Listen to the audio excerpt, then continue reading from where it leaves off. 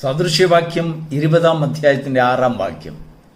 മിക്ക മനുഷ്യരും തങ്ങളോട് ദയാലുവായ ഒരുത്തനെ കാണും, എന്നാൽ വിശ്വസ്തനായ ഒരുത്തനെ ആർ കണ്ടെത്തും. അനുഗ്രഹിക്കപ്പെട്ട പ്രഭാതത്തെ ഓർത്ത് ദൈവത്തെ സ്തുതിക്കുന്നു. ഈ പ്രഭാതത്തിൽ ദൈവത്തിൻ്റെ ആത്മാവ് നമ്മോടൊരു വലിയ ചോദ്യം, നമ്മളെല്ലാവർക്കും ഉത്തരം കൊടുക്കുവാൻ ചിലപ്പോൾ ബുദ്ധിമുട്ടുന്നതായ ഒരു ചോദ്യമാണ് ചോദിച്ചത്. നമ്മളോട് ദയാലുവായിട്ടുള്ള അനേകരെ നമുക്ക് പേരെടുത്ത് പറയാൻ കഴിയും. നമ്മെ ആഹാരം തന്ന് സഹായിച്ചവർ, ബുദ്ധിമുട്ടിൽ സഹായിച്ചവർ, ഇല്ലെങ്കിൽ ആപത്തിൽപ്പെട്ടപ്പോൾ നമ്മെ സഹായിച്ചവർ, രോഗിയായി കിടന്നപ്പോൾ നമ്മെ സഹായിച്ചവർ, നമ്മുടെ ദയനീയമായ അവസ്ഥയൊക്കെ കണ്ട് നമ്മോട് ദയ കാണിച്ച പലരെ നമുക്ക് ഓർക്കുവാൻ കഴിയും. എന്നാൽ ജീവിതത്തിൽ നമ്മളൊന്ന് ചിന്തിച്ചു നോക്കൂ. നമ്മൾ ദയ കാണിച്ചിട്ടുള്ളവരും നമ്മളോട് ദയ കാണിച്ചിട്ടുള്ളവരും എത്രയോ പേർ കുറച്ചു കാലം കഴിഞ്ഞ് ഈ ദയയെല്ലാം അങ്ങ് മറക്കും. ജീവിതത്തിലെ പല ജീവിത തുറമുഖങ്ങളിൽ കൂടെ കടന്നു പോകുമ്പോൾ, അല്ലെങ്കിൽ അനുഭവങ്ങളിൽ കൂടെ കടന്നു പോകുമ്പോൾ ഏതെങ്കിലും രീതിയിൽ ഒരു നീരസം അവരവരുടെ ജീവിതത്തിൽ കടന്നു വരും. ഒരു മനുഷ്യന് എപ്പോഴും ഒരേ സ്വഭാവത്തിൽ ഇരിക്കാൻ കഴിയത്തില്ല. ആരെങ്കിലും അവനോട് എന്തെങ്കിലും ഒരു നുണ പറഞ്ഞാൽ മതി, ഒരു ചെറിയ വിഷയം മതി, നമ്മോട് കാണിച്ച ദയയെല്ലാം ഒരു നിമിഷത്തിൽ മറന്നു പോകും. ഇല്ലെങ്കിൽ നമ്മൾ കാണിക്കുന്നതായ ദയ അതെല്ലാം നമ്മൾ തന്നെ മറക്കും.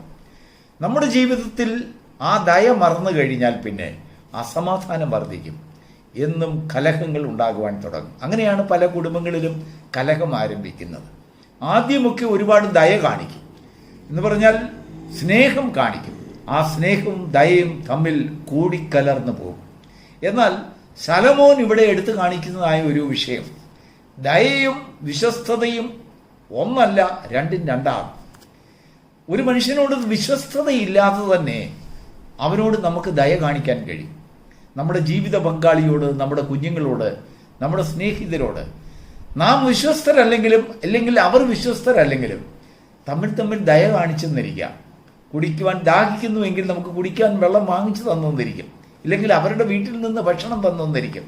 അതുകൊണ്ട് അവർ നമ്മോട് വിശ്വസ്തരാകണമെന്നില്ല, ജീവിതകാലം മുഴുവനും അവർ ചുമക്കുമെന്നില്ല.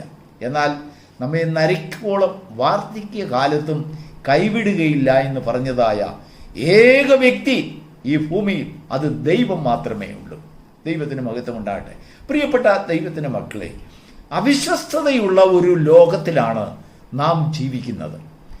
ലോകത്തിൽ ദയയുള്ളവരായ പലരും, അല്ലെങ്കിൽ നീതിപ്രവൃത്തികൾ, അനേക അനാഥരെയും വിധവമാരെയും പോറ്റിപ്പുലർത്തുന്ന ദയയുള്ളവരൊക്കെ കാണും.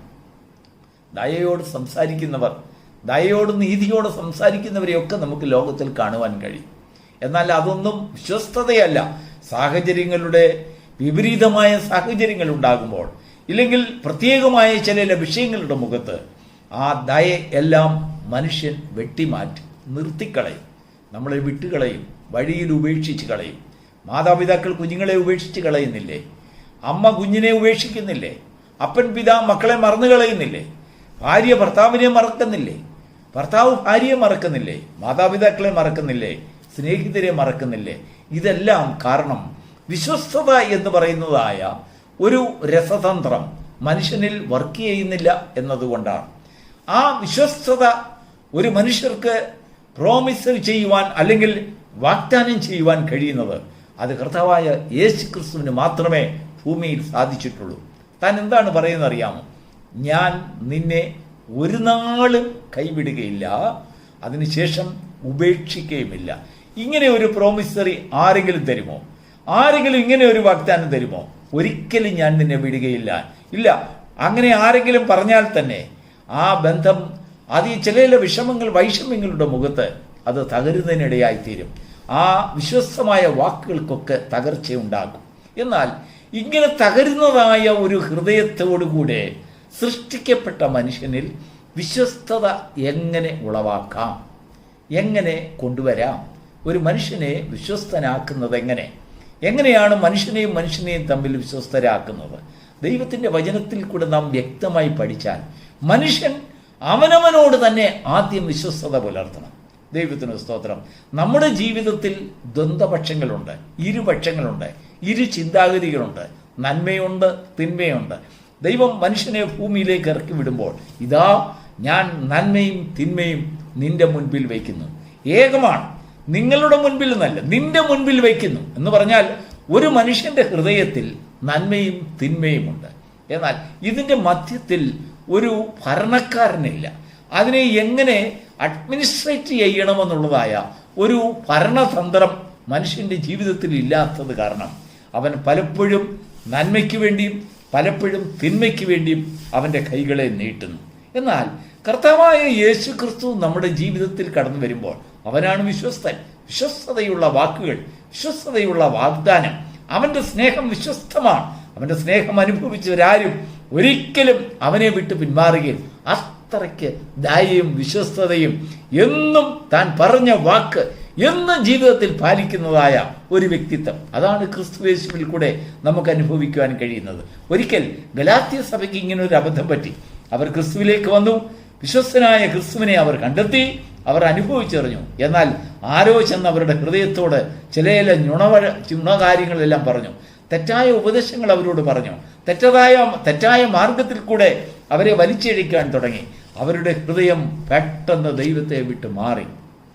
അപ്പോസ്തലനായ പൗലോസ് അവരോട് ചോദിക്കുന്നത്, നീതിമാനായ ക്രിസ്തുവിനെ, വിശ്വസ്തനായ കർത്താവിനെ നിങ്ങൾ എത്ര പെട്ടെന്ന് നിങ്ങൾ വിട്ടുകളഞ്ഞോ? അതിനുശേഷം പൗലോസ് അവരോട് കർത്താവിനെ അവർക്ക് കാണിച്ചു കൊടുക്കണം. എന്താണെന്ന് അറിയാമോ? അവരുടെ ഹൃദയത്തിൽ കർത്താവിനെ കൊണ്ടുവരുവാൻ. അതാണ് പൗലോസ് പറയുന്നത്, സ്നേഹസ്വരൂപനായ ക്രിസ്തു നിങ്ങളിൽ ഇരിക്കുന്നു. അതുവരെയും ആ ക്രിസ്തു പുറത്തായിരുന്നതിനാൽ അവർ പലപ്പോഴും പലരുടെയും സമ്മർദ്ദങ്ങൾ കൊണ്ട് അവരുടെ ജീവിതം മാറി പൊളിഞ്ഞു പോകുന്നതായ അനുഭവങ്ങളായിരുന്നു. എന്നാൽ ക്രിസ്തു അവരുടെ ഹൃദയത്തിൽ വാഴുവാൻ തുടങ്ങുമ്പോൾ നമ്മുടെ ജീവിതത്തിലുള്ളതായ ഇരുപക്ഷത്തെയും ആ ക്രിസ്തുവിൻ്റെ സ്നേഹം, വിശ്വസ്തതയുള്ളതായ ഒരു അഡ്മിനിസ്ട്രേഷൻ നമ്മുടെ ഹൃദയത്തിൽ കടന്നു വരുമ്പോൾ ആ അഡ്മിനിസ്ട്രേഷൻ നമ്മുടെ ഇരുപക്ഷത്തെയും ഒന്നാക്കും. നമ്മളിലുള്ളതായ ദ്വന്ദ്പക്ഷത്തെ ഒന്നാക്കി ചേർത്തും കൊണ്ട് നമ്മെ ഒരു പുതിയ മനുഷ്യനായി അവൻ രൂപാന്തരപ്പെടുത്തും. അങ്ങനെയുള്ള ഒരു വ്യക്തിക്ക് മാത്രമേ ഭൂമിയിൽ മറ്റുള്ളവരോട് വിശ്വസ്തത പാലിക്കുവാൻ കഴിയുള്ളൂ, വിശ്വസ്തമായ വാക്കുകൾ പാലിക്കുവാൻ കഴിയുള്ളൂ. എന്നാൽ ഈ ക്രിസ്തു നമ്മുടെ ഉള്ളിൽ വരാതെ തന്നെ നമുക്ക് ക്രിസ്തുവിനെ സേവിക്കാൻ കഴിയും, ക്രിസ്തുവിനെ കുറിച്ച് പാടുവാൻ കഴിയും, ക്രിസ്തുവിനെ കുറിച്ച് ഉപദേശിക്കുവാൻ കഴിയും, ക്രിസ്തുവിനെ കുറിച്ച് പഠിക്കുവാൻ കഴിയും, ക്രിസ്തുവിനെ സ്നേഹിക്കുവാൻ കഴിയും. എന്നാൽ ഈ ക്രിസ്തു നമ്മുടെ ഉള്ളിൽ വന്നില്ല എങ്കിൽ അല്പമായ വാക്കുകൾ കൊണ്ടും പ്രലോഭനങ്ങൾ കൊണ്ടും എന്താണെന്നറിയാമോ, ജീവിതം മാറിമറിഞ്ഞു പോകും. അങ്ങനെ മാറിമറിഞ്ഞു പോകുന്ന ആ ജീവിതങ്ങൾ, ആ പ്രശ്നങ്ങൾ കടന്നു വരുമ്പോൾ, പ്രതികൂലങ്ങൾ കടന്നു വരുമ്പോൾ, അവരുടെ ജീവിതത്തിൽ പോരാട്ടങ്ങൾ ഉണ്ടാകുമ്പോൾ എന്താണെന്നറിയാമോ, അവരിൽ തന്നെ അവിശ്വസ്തതകൾ വരുവാൻ തുടങ്ങും, തെറ്റിദ്ധാരണകൾ വരുവാൻ തുടങ്ങും. ജീവിതങ്ങളിലെ അവരുടെ ചക്രങ്ങൾ പല രീതിയിൽ വർക്ക് ചെയ്യാതെ, നോട്ട് വർക്കിംഗ് ടുഗദർ, അവിടെ ഇങ്ങനെ ഈ ചക്രം തിരിയുമ്പോൾ ആ ചക്രം തിരിയുകയില്ല, അല്ലെങ്കിൽ ആ ചക്രം മുന്നോട്ട് പോകുമ്പോൾ ഒരു ചക്രം മുന്നോട്ട് പോകുമ്പോൾ ഒരു ചക്രം പുറമോട്ട് പോകും. ഗിയറിൻ്റെ സ്ഥാനത്തെല്ലാം അവിശ്വസ്തമായിട്ടുള്ള പല പ്രവൃത്തികൾ ഉണ്ടാകുന്നു. അങ്ങനെ ജീവിതം പല രീതിയിലുള്ളതായ പ്രശ്നങ്ങളിലേക്ക് പെട്ടുകൊണ്ട് അവർ പെട്ടുപോകുന്നു. അതിൻ്റെ കൂടെ അതിൻ്റെ പ്രത്യാഘാതങ്ങൾ അവരുടെ കുഞ്ഞുങ്ങൾ അനുഭവിക്കേണ്ടതായിട്ട് വരുന്നു. പ്രിയപ്പെട്ട ദൈവമക്കളെ, ഈ പ്രഭാതത്തിൽ ദൈവത്തിൻ്റെ ആത്മാവ് നമുക്ക് തന്ന വചനത്തിൽ കൂടെ വിശ്വസ്തനായ പുരുഷനെ നമ്മുടെ മുൻപിൽ, നമ്മുടെ ഹൃദയത്തിൽ സ്ഥാപിക്കുവാൻ ആഗ്രഹിക്കുക.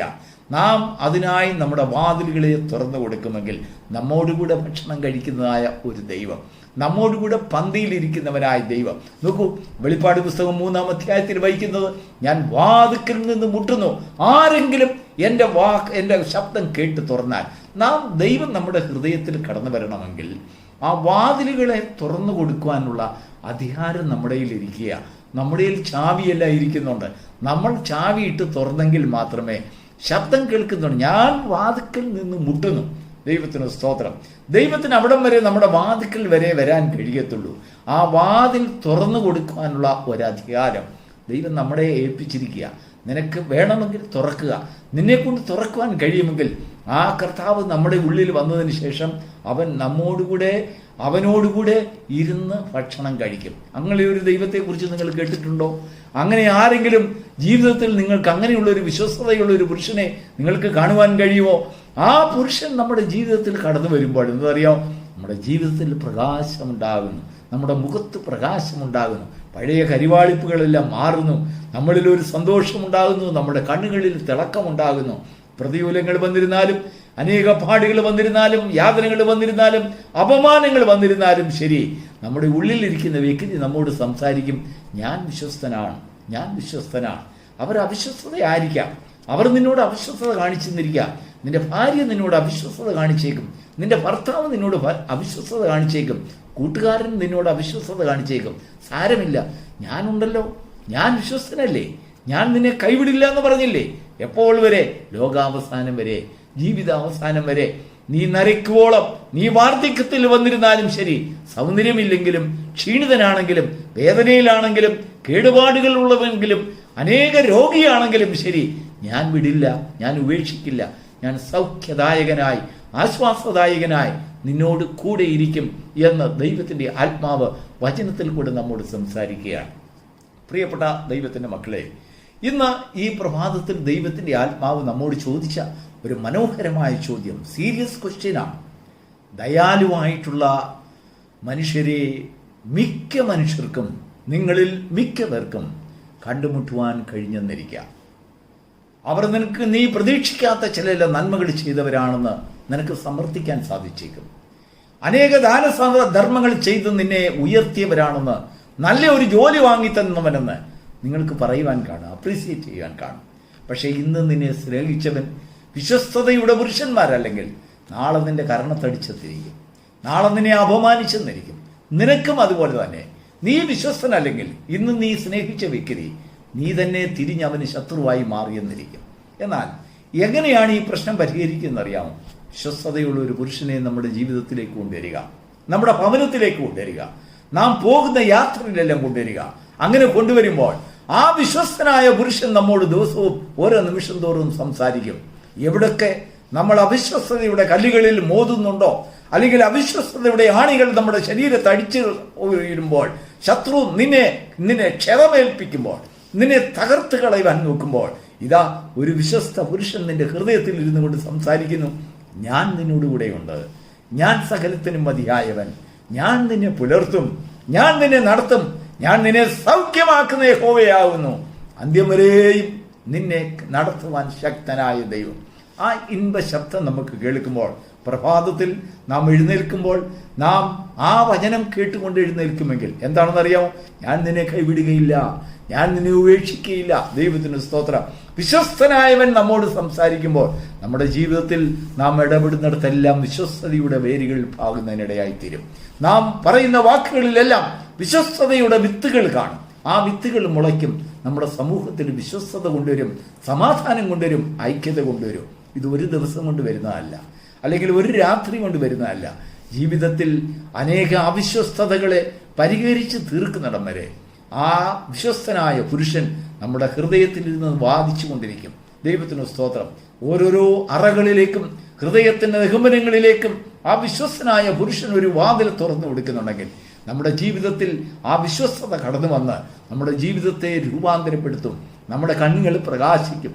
ഏതൊരു മനുഷ്യൻ്റെ മുൻപിൽ ചെല്ലുമ്പോൾ എന്താണ് കോപത്തിൻ്റെ ഒരു പ്രയാസങ്ങളൊന്നുമില്ലല്ലോ, മനസ്സ് വളരെ സ്വസ്ഥമായിരിക്കുന്നു തോന്നല്ലോ, നിന്നെ കണ്ടിട്ട് ഒരു വിശ്വസ്ത ഒരു വ്യത്യസ്തനായ മനുഷ്യനാണെന്ന് തോന്നല്ലോ എന്നൊക്കെ അവർ അപ്രീസിയേറ്റ് ചെയ്യും. കാരണം എന്താ അറിയാമോ? ഹൃദയം നിറഞ്ഞ കവിയിൽ നിന്നല്ലോ വായി സംസാരിക്കുന്നത്. നിന്റെ വാക്കുകൾ വിശ്വസ്തതയുള്ള വാക്കുകൾ, മനോഹരമായ ആശ്വാസ വാക്കുകൾ നിന്റെ നാവിൽ നിന്ന് വരും. ഇല്ലായെങ്കിൽ വിശ്വസ്തത നമ്മുടെ ജീവിതത്തില്ലെങ്കിൽ നമ്മുടെ വാക്കുകൾ മറ്റുള്ളവരെ വ്രണപ്പെടുത്തുന്നതായിരിക്കും, കുത്തുന്നതായിരിക്കും, വേദനപ്പെടുത്തുന്നതായിരിക്കും, മുറിക്കുന്നതായിരിക്കും, രണ്ടായി ഭാഗിക്കും. ദൈവത്തിന് സ്തോത്രം. എന്നാൽ വിശ്വസ്തനായ പുരുഷൻ നമ്മുടെ ഹൃദയത്തിൽ വരുമ്പോൾ രണ്ടിനെ ഒന്നാക്കും. ഒരു ചിന്ത, ഒരു മനോഭാവം. ദൈവത്തിന് സ്തോത്രം. ഒരിടത്ത് അവിശ്വസ്തത കണ്ടാൽ സാരമില്ല, വിശ്വസ്തൻ എന്നോട് കൂടെയുണ്ട്, അവൻ നമുക്ക് ആശ്വാസമരുളും, വിശ്വസ്തതയുടെ കൈകൾ നീട്ടും. വരൂ, കൈതരൂ, നിന്റെ വാതിലുകൾ തുറക്കൂ, ഹൃദയത്തിന്റെ വാതിലുകൾ തുറക്കൂ. വിശ്വസ്തനായവൻ നിന്റെ ഹൃദയത്തിലേക്ക് കടന്നു വരട്ടെ.